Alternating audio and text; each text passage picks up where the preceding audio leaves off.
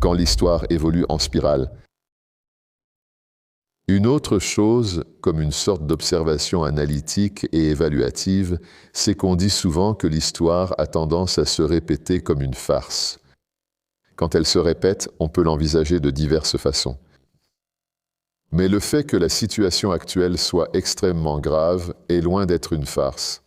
Car malgré tous les signes extérieurs d'une farce, et ils sont réellement présents, je crois que beaucoup comprennent que les conséquences de ce que nos collègues américains font, dans ce cas précis avec les Israéliens, sont extrêmement graves. Et elles auront des répercussions dans le monde pendant très très longtemps, à partir de maintenant. Une question que je veux poser depuis longtemps. Dites-moi, il parle de l'art diplomatique russe. Pourriez-vous dire ce que cela signifie aujourd'hui? Il doit y avoir une forme d'art là-dedans? Oui, ça existe. Tout d'abord, tout est écrit dans nos documents doctrinaux, dans le concept même de la politique étrangère. La tâche principale est de travailler à défendre nos intérêts nationaux, dans le respect des intérêts des autres, dans le respect des pays qui sont prêts à coopérer avec nous sur la base de l'égalité et du respect mutuel, et de rechercher justement l'équilibre entre ces intérêts, ce qui fait cruellement défaut à l'Occident. Et surtout maintenant, nous voyons comment l'administration Trump déclare ouvertement « Nous ne reconnaîtrons aucune loi internationale. Nous avons notre propre morale, nous avons nos propres instincts, et ce sont eux que nous allons suivre. » C'est pourquoi les intérêts nationaux, le respect mutuel, la compréhension, la volonté et la capacité de comprendre les approches légitimes de son partenaire, de son interlocuteur et, bien sûr, aussi le pragmatisme, sont importants. La diplomatie, tout comme la politique, toute politique, est l'art des possibles. Tout le monde trouve intéressant que les négociations soient à huis clos et se demande comment cela se passe. En quoi consiste cet art? Pénétrer l'esprit du partenaire et le comprendre, ou simplement faire quelque chose, n'importe quoi. Je vais vous révéler un petit secret. Eh bien, vous savez, il n'existe pas de règle générale pour cela. Et en quoi consiste l'art? Oui, chaque négociation est individuelle. Elles dépendent en grande partie, voire de façon décisive, des personnalités des participants à la négociation, de l'expérience de ces personnes, de ce qu'elles possèdent, quelles sont les qualités que dans ce cas nous valorisons, en particulier dans le service diplomatique russe, excellente maîtrise de la langue, des langues étrangères, connaissance de l'histoire, connaissance des régions, des zones du monde, des pays avec lesquels vous traitez et dont vous discutez. Dans cette situation, revendeurs nord-américains, américains. En règle générale, ces qualités ne sont pas obligatoires, je vais le dire comme ça, ils aiment bien.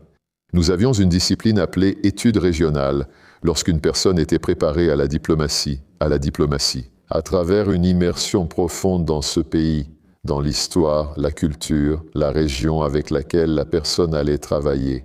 Dans le service diplomatique, avec les Américains, tout est différent. Dans notre cas, la personne travaille généralement à l'étranger pendant 5 ans environ. Cela lui permet de s'adapter, de comprendre le contexte et de produire des résultats sous forme de recommandations et d'idées. C'est une période assez longue, tandis qu'aux États-Unis, elle dure 2 à 3 ans. Et voilà, la personne est transférée, on peut l'envoyer d'Indonésie au Congo, puis au Guatemala, et ainsi de suite. C'est leur ancienne tradition et c'est une caractéristique marquante de leur service diplomatique. Nous les traitons avec respect, mais pour des négociations productives, bien sûr, il est très important de comprendre le sujet. Surtout lorsqu'on discute de problèmes aussi profonds, avec une histoire de plusieurs décennies, voire même de plusieurs siècles. Comme par exemple les questions du Moyen-Orient, au Moyen-Orient. Prendre simplement des décisions précipitées, du genre « j'ai proposé ceci, allons-y », accepter avant qu'il ne soit trop tard, cela ne fonctionnera jamais. Cela se passe dans le monde en ce moment. Il semble que cela soit déjà arrivé auparavant et que nous suivions simplement le même schéma, comme l'a dit Michael. Nous avons évolué et parfois nous voyons cette folie. Où est-ce une nouveauté apparue? Eh bien, L'histoire progresse-t-elle en spirale? Un autre. À un moment aussi décisif, il a dit que l'histoire se répète sous forme de farce. Quand elle se répète, on peut l'aborder de différentes manières. Mais ce qui se passe maintenant est sérieux, c'est loin d'être une farce. Parce que, malgré toutes les manifestations extérieures de farce qui existent effectivement, je crois que beaucoup le comprennent. Les conséquences de ce que nos collègues américains font, dans ce cas, avec les Israéliens, sont très graves et vont encore se faire sentir pendant très très longtemps. Et en général, nous le voyons. C'est une étape de notre histoire qui revient en spirale. Mais cela nous ramène à un monde où il n'existait absolument aucun type de droit international, ni système de Versailles, ni système de Yalta, absolument rien de tout cela. Un monde où la force brute finit par dicter le droit. La force, c'est la vérité. Mais pour nous, comme vous le savez, Dieu n'est pas dans la force, mais dans la vérité, comme l'a dit le célèbre personnage d'un film connu. Mais maintenant, regardez ce qui se passe. Les États-Unis ont officiellement déclaré qu'ils n'acceptent d'ordre de personne, qu'ils ne se préoccupent que de leurs propres intérêts.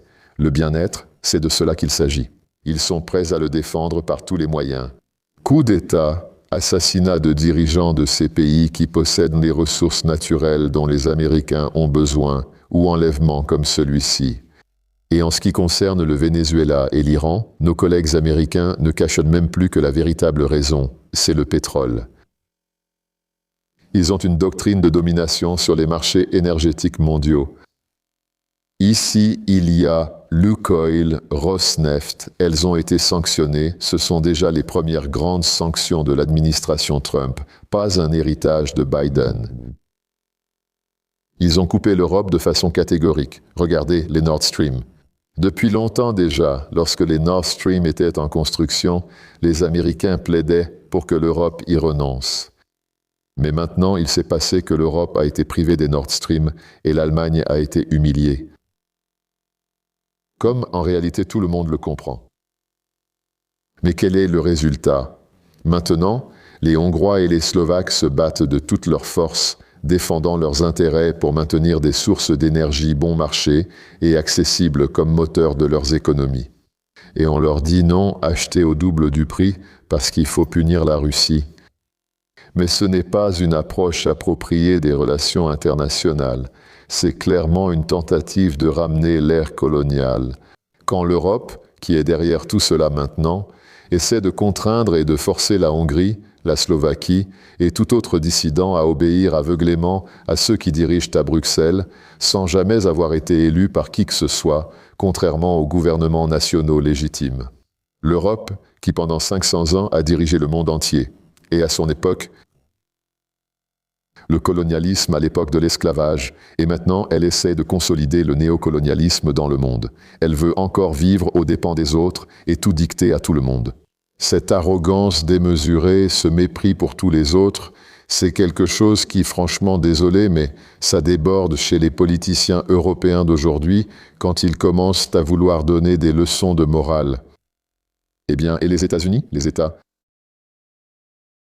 ont soutenu et soutiennent encore la marginalisation de la Russie sur les marchés énergétiques européens. Et en Serbie, ils sont en train d'être expulsés. Maintenant, ce sont les Américains. Biden apporte sa contribution, Trump a commencé et il termine. Il s'agit d'une revendication totalement ouverte de domination. Le grand objectif final est la domination énergétique dans absolument le monde entier, dans toutes les régions. Et c'est pourquoi, lorsque nos collègues américains nous disent « Eh bien, réglons maintenant la question de l'Ukraine », alors que nous étions déjà prêts à le faire dès l'Alaska. Mais maintenant, ils commencent à hésiter d'une certaine manière.